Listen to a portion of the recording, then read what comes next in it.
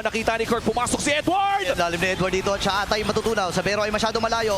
Pero si Light ay nandun. Nakuha na ng malaya. Golden Hour! Yung Lord. Golden Hour para hindi na nga makahabol ang Onyx. At ilalaban nila to under the base. Oh, mukhang ang call muna nila ay kumalma at tumepensa sa upcoming Lord. And thankfully for Onyx Philippines ay hindi pa naman ito yung 18-minute evolved Lord. Yeah, kamuntikan lang yung Aurora doon. Buti na lang maganda yung pagkakalatag ng Golden Hour mula kay Light. Hindi nakahabol yung Onyx Philippines. Essentially, nakarangan yung kanilang entry point with the Glorious Pathway. But now, Aurora, they will have to force everything inside the base of Onyx Philippines. And ang number one problem ng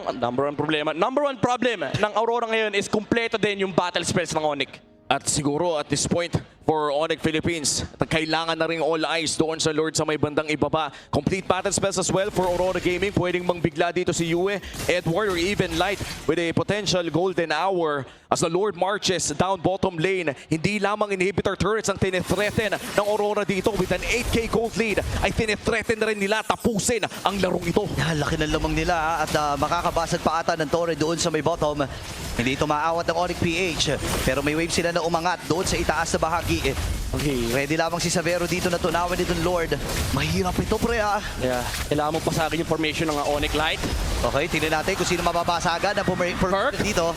Na-picturean si Kirk at nakaabang. Yung si Kirk. Edward! Pero napapflicker din siya. At Oh! itong si Edward